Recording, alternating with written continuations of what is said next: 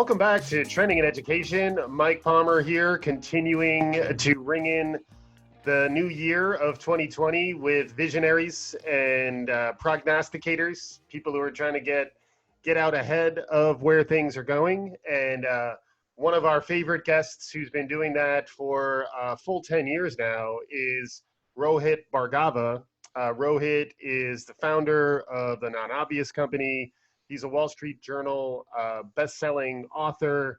He's been writing the Non-Obvious Guide for 10 full years.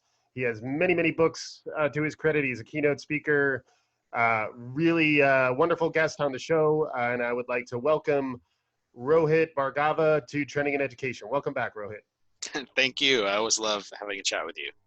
Awesome. And you've been doing the trend spotting thing formally through some kind of yearly release since 2011. So this is the 10th year in which you've looked out at what's going on in the world around you. You spent a lot of time with Post-its and collages. Your method is very interesting, and we've talked about it many times over the years. We could probably dig in a little bit more to it now.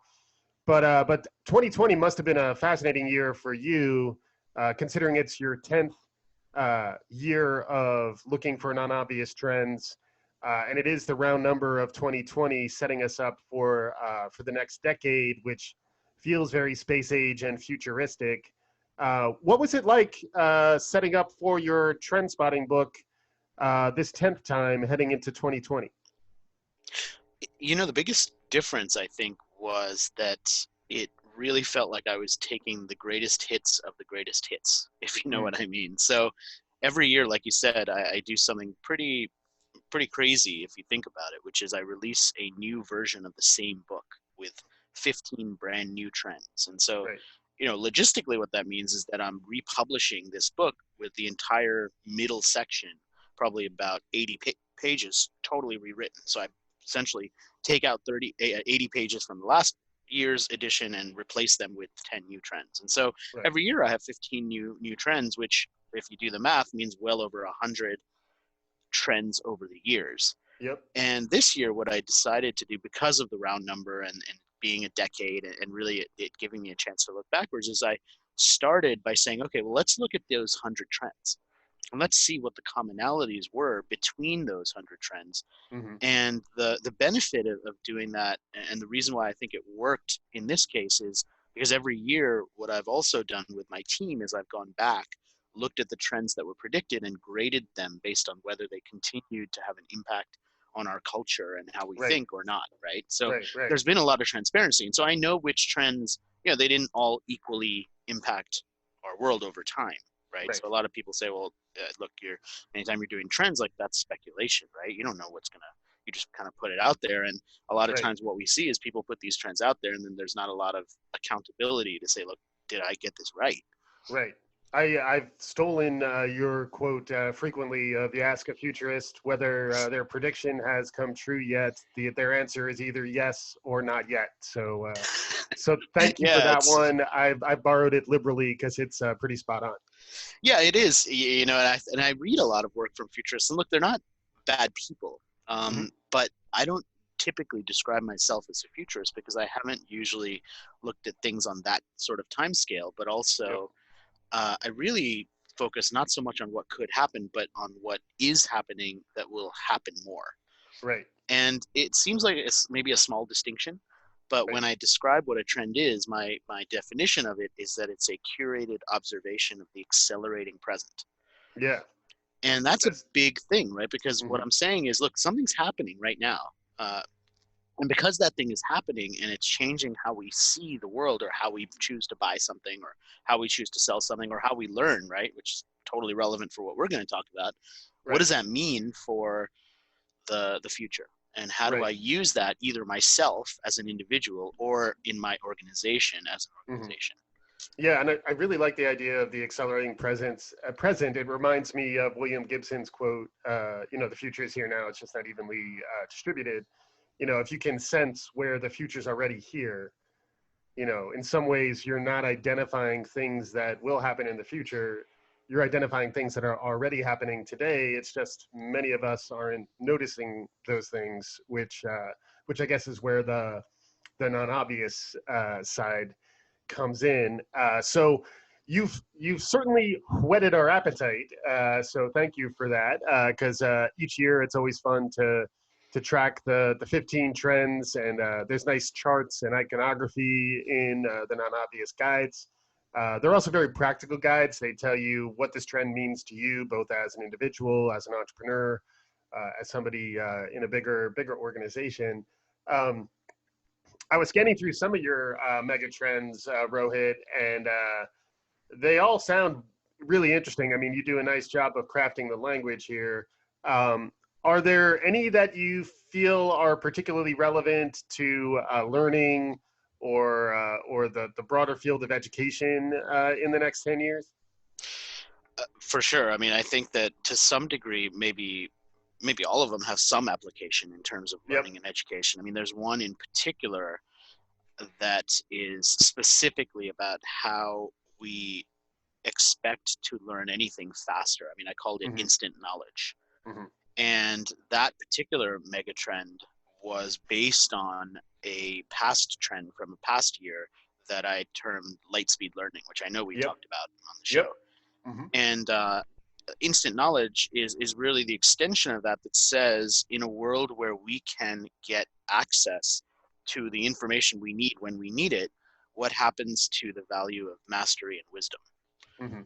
And there's an upside and a downside, right? I mean, the upside is, look, I can access everything. I can watch that YouTube video super quickly and teach myself how to do the bare minimum I need to do, and I can sort of hack that, right? I can do Right. the growth hacking thing that, and hack my own education and Yeah. do that specific thing and maybe learn a language faster, or maybe do these things. But at the same time, I'm not spending that concentrated amount of time that really in the philosophy of learning is what it takes to Yeah. acquire that wisdom. And so Right.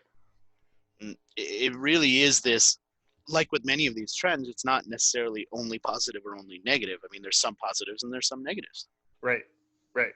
Well, it's also that one ties also, like we did a show recently on OK Boomer, the trend around the sort of generational strife, whether it's real or sort of perceived. But that is an interesting one too, where increasingly the younger generations are again, this is a broad stereotype, so take it with a grain of salt. But the younger generations are thinking that they have as direct access to the truth as their elders. So I think it does sort of compound some of the challenges of don't trust anyone over 30, because now a sharp 22-year-old really has access to all the information that has ever been uh, logged in the world, and she really just needs to have some focused intent to really get definitive information.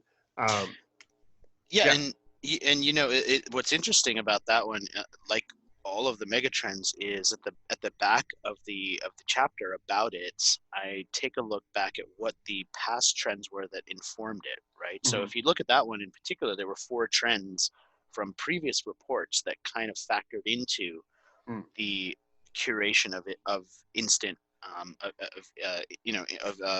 this trend now of instant knowledge, which was Yes. back in 2013. There were two trends that I wrote about. One that I called degree-free learning, which is Mm. essentially what it sounds like, right? People Yeah. choosing to learn without necessarily needing to have a degree attached to it.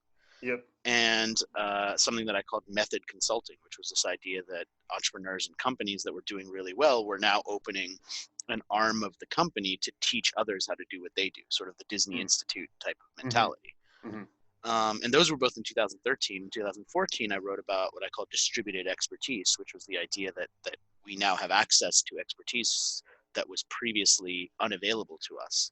Right. So now the modern example of that would be, like, I can go online and I could learn how to play the banjo from Steve Martin, right? Right. Um, I Right. didn't have access to that before, and now I do. Right. Right. Mm-hmm. And then light speed learning, which we talked about, which is we just learn everything faster.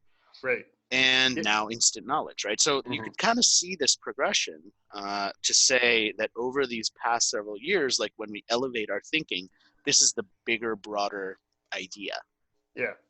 Yeah, no, it reminds me of when we were prepping. It reminds me of the idea of uh, writing for a smart audience. And speaking to someone who is not a dummy, someone who is playing with her head up and is trying to get a read on where the world is heading.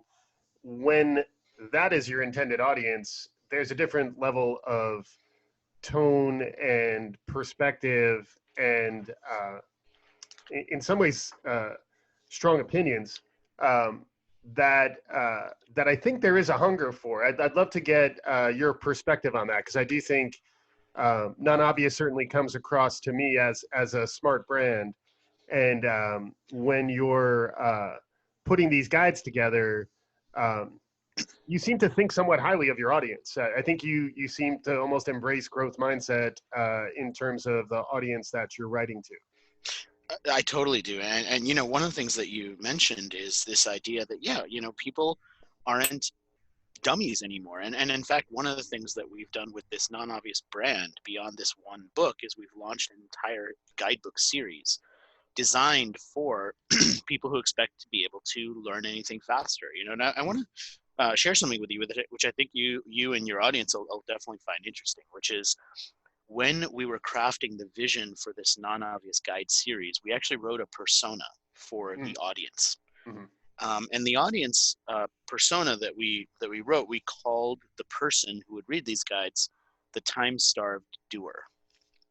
And I thought it'd be interesting to just quickly read you like maybe 2 or 3 lines of Sure. that description, right? So Yeah. we named, like with most, I mean, look, I grew up in the marketing world. And so Yeah. when marketing people write personas, like we name the person we're writing Yeah. about, a fictional name, right? Like that's the Sure. persona. Right. So in this case, the persona was named Arya. Mm-hmm. And it goes, Arya is about to start something new. She's curious, ambitious, and willing to learn, but doesn't have a lot of time for it. Her title doesn't define her, nor does her age. If there's anything that defines her, it's the belief that she's smart enough to learn just about anything quickly. Mm. She's no dummy. Yet she doesn't describe herself as an expert at everything and knows sometimes she needs help. Mm. Like that's the mindset, right? Yeah.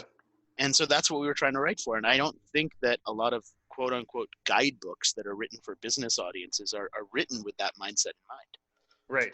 Yeah. It's. I've heard you describe it also as like having coffee with an expert. So like Correct. that. Yeah. Yeah. That's That's the that's sort of tagline. Exactly. Yeah. yeah. That kind of tone, I think, makes it really readable and digestible, but not sort of not talking down to you, not expecting you to be less sharp than you are. So we talk about multi-potentialites and polymaths. So the sharp generalist is an interesting um, idea, and the time-starved. What was it? Time-starved doer.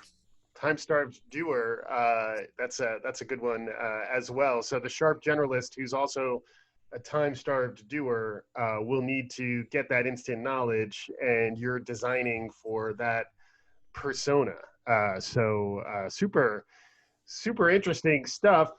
So we talked about instant knowledge, which I think is super relevant on multiple fronts. We also have talked on the show about brain computer interfaces because we're all waiting for the Neuralink to be fully operational so that we could just download Kung Fu. It's been 20 years since the Matrix, and we still can't download Kung Fu. So I don't know what's going on. Yeah. Where is that? I feel like I need it now.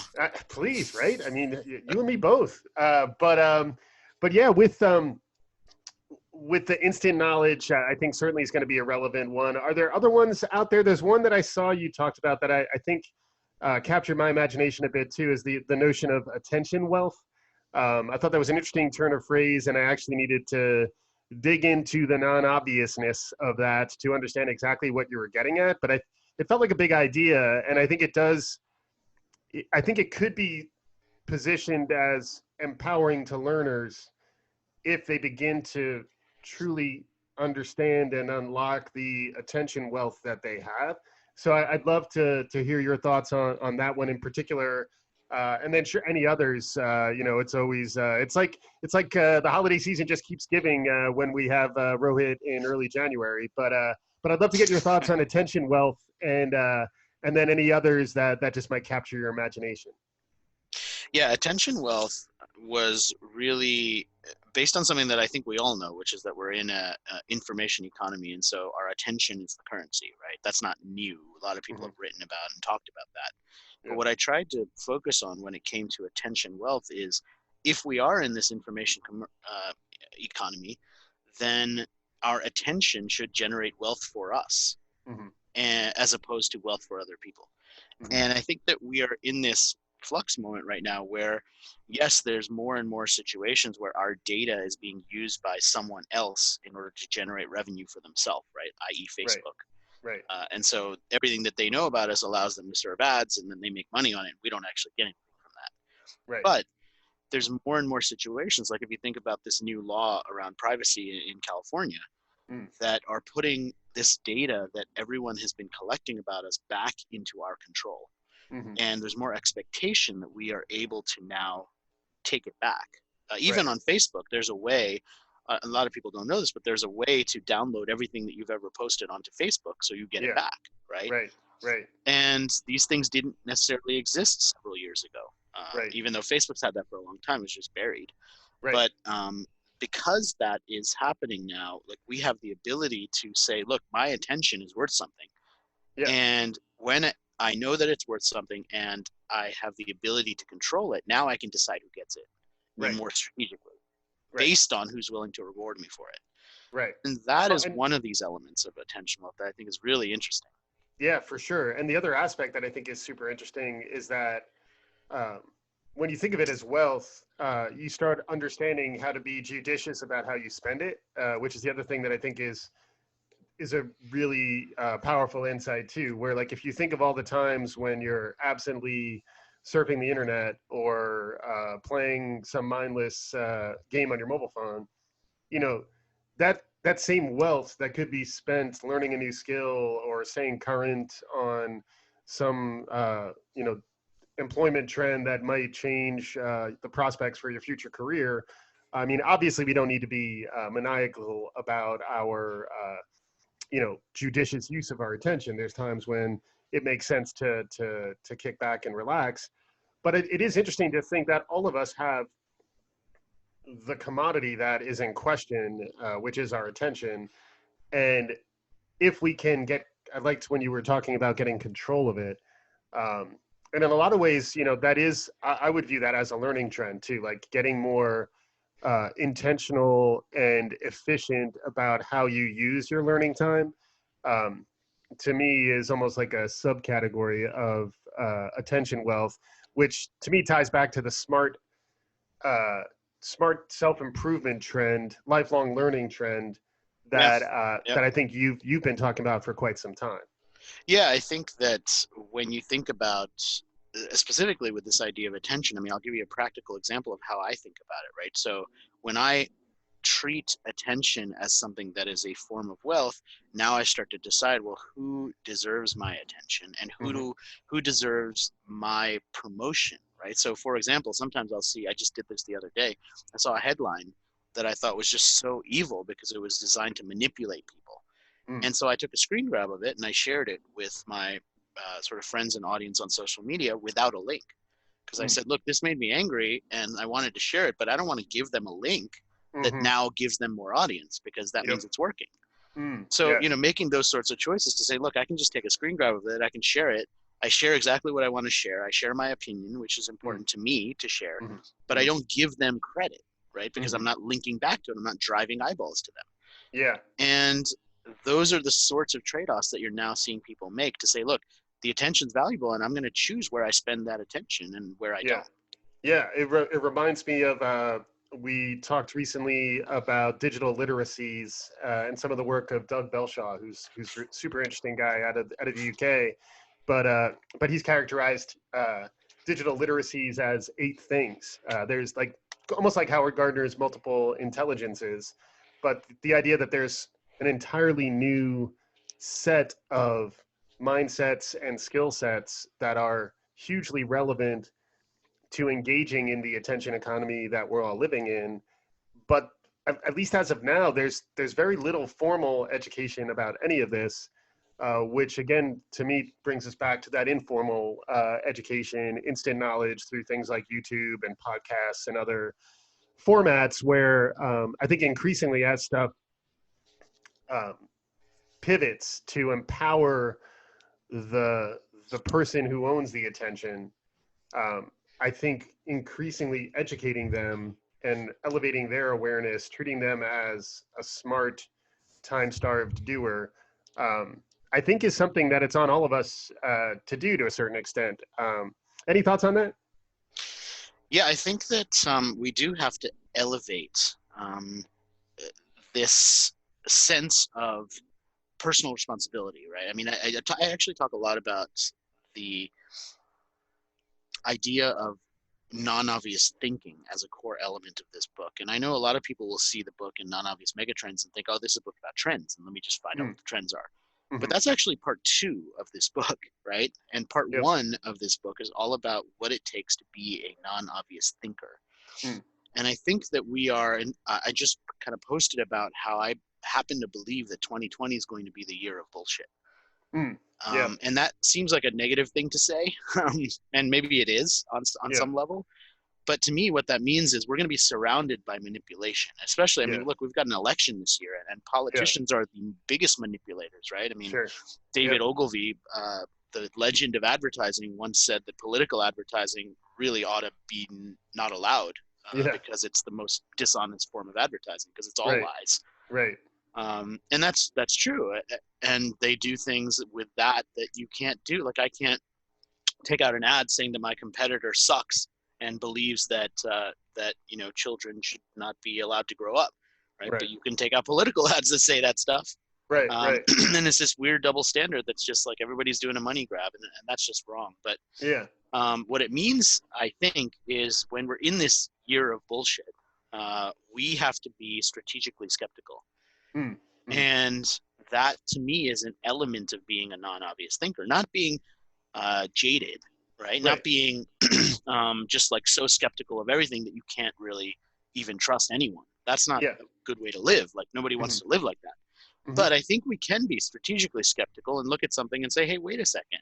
Like, is this actually right? I mean, one of the examples I used, which was this great article that I came across this week, was all about the most popular list on Netflix. Mm. And if you look at like what's most popular, the most popular shows of the year on Netflix, one of the things that you notice is they seem to have a strangely high percentage of Netflix original shows. Mm. As opposed to other stuff that's on Netflix. And many of the most popular shows of the year, quote unquote, are things that came out a couple weeks ago. Right. So like, how could it be the most popular show of the year if it's only been Right. out for a couple weeks, like as opposed to Sure. things people have been watching all year, right? So like Right. these Right. sorts of things should make our bullshit sensors go off, Right. so that we kind of start thinking, hey, wait a second, is this true? Right. Yeah. Well, and that speaks to the underlying crisis of trust that's out there too, where like people don't know where to turn for the truth these days, which is where I think some of your trends, even the one revivalism, seemed on point about that, where folks are almost gravitating back to simpler truths and more personal understandings of the world around them. In part because I think when you do more of the mass media, social media side of things, it just seems like there's so much noise there that you almost want an antidote to it. And I do think there is an opportunity for smart brands to help provide the curation function that the non-obvious editorial staff is trying to do. So even when you were talking about a curated perspective on the accelerating present, it does seem like an age of curation is certainly upon us, and which is why guidebooks like the non-obvious ones, um, I would imagine will do well. I hope they do well in the coming years. Any thoughts on that? And I'd love also to maybe begin to pivot to a broader time horizon, where I know you typically stick to your guns and your predictions tend to be really just for the 1 year ahead. But if you've been looking back at 10 years and the 2020s are upon us, I'd love to get a little bit more of your perspective on the broader megatrends. Maybe it is the megatrends themselves are likely to be relevant for for a good chunk of the 2020s. But I'd love to get your perspective on that. Both the notion of curation and how central that is to being an effective human and effective enterprise in the 21st century, in the 2020s, and then in particular, anything you think will be specifically relevant to a longer time horizon as we look ahead to like even 2030. Like what, let your wheels turn a little bit if you'd like, and I'd love to get some of your perspective on that. I do think that curation is a huge opportunity for not just organizations, but also individuals, because Mm-hmm. a lot of times what we have heard and look in the marketing world, one of the big trends of the last decade has been this shift towards content marketing. Mm-hmm. And the idea behind content marketing is pretty simple. It says, look, marketing works best when you actually have something of value to say instead of just pushing ads out there and trying Right. to demand attention, which makes sense. But in a world where more and more people are creating quote unquote content, uh, the challenge becomes which of that content is crap and which of it's good. And so Yeah. we need more people and more organizations to become curators.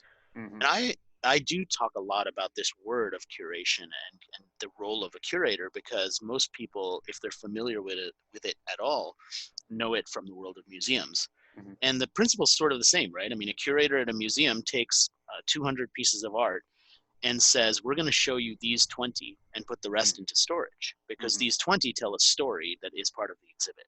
And that's Mm-hmm. what a curator does, right? The curator says, this is what you pay attention to, and we're going to remove the rest of it so that we can tell you something meaningful. They don't take Mm-hmm. all 200 pieces and stick them up and say, here you go, here's everything. It's not a Right. buffet, right? Right. Right. And that, I think, is a technique that we all can start to use with our ideas, and specifically that organizations can use to say, look, we are delivering expertise, particularly in a B2B sense, right? Particularly Mm-hmm. in a service oriented sense where what you're selling is expertise, not necessarily a product. Right. Because if you're Right. selling expertise and you're able to take that role of a curator, which is something I try and do in my weekly email that I send out every week, Yep. right? I say, Yep. I read hundreds of stories and I find the 5 that are most interesting and underappreciated, things that you probably Mm-hmm. haven't heard. And Mm-hmm. I'll share those stories because that's the service that I want to start to deliver to the audience that pays attention to me, to say, look, I'm spending all this time reading all these stories because you have a busy life and it's not part of your business to sit there and do that. Mm-hmm. And so if I can be helpful by doing that for you, then now I can deliver value, right? Delivering value to time-starved doers everywhere, which is great. And then, what about the longer horizon? Any thoughts? As I was mentioning before we started recording, now that it's 2020, it does feel like we're living in the future. And I want my Matrix downloads, as I mentioned before. I want my levitation boots. I want it all, and it does feel at times like maybe we're not as far along as we could be. But then if you start thinking about the next 10 years, it feels like science fiction, it's going to be happening everywhere. And I'd love to get your perspective as a curator, as a storyteller, as someone who understands some of the narrative elements of looking ahead to what's on the horizon. Any perspectives as the new decade is kicking off? Yeah, I actually spend a lot of time thinking about this because you're right. My usual time horizon is a year. And that's why every past edition of Non-Obvious has had the year on the front cover. It's Mm-hmm. Non-Obvious 2019, right? Like Right. that was the book. And this year, the title is Non-Obvious Megatrends, which, by the way, is much better from a book sales point of view because now I don't have Right. a limited shelf life, right? Yeah. Right. So that's one reason. But the other reason is that the horizon really does expand beyond this one year. And so every one of these megatrends, to me, I was writing thinking, what would someone think if they read this 20 years from now? Mm-hmm. Which was a different way of thinking than I've typically used in Mm-hmm. past editions of the book. And so throughout this process, I really spent a lot more time, I think, qualifying what I was going to write based on whether it would actually last over Mm-hmm. time or Mm. not. Yeah. Yeah. And so I really do feel like, and based on some of the early feedback I'm getting, people who are reading the book early feel this way too, that the ideas there do expand across a longer time horizon, which I think is really valuable for people.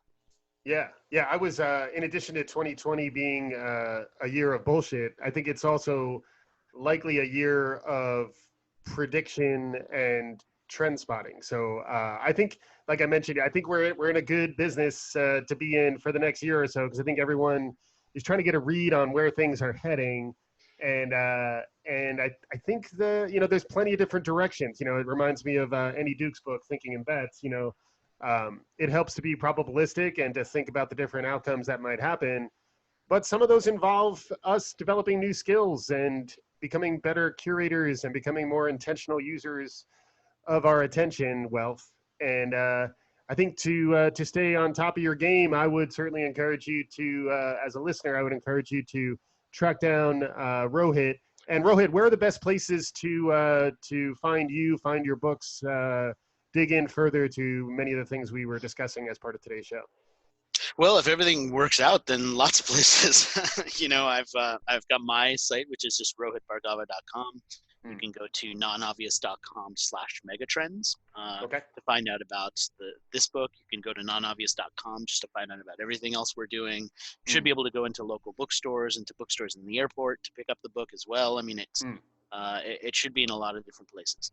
Yeah, and it does seem like a great airport read. It's the type of thing where, you can get value, like a micro learning is another trend. Like you can get value just digesting one or few of these trends and spending a little time thinking about them rather than trying to power through the whole book.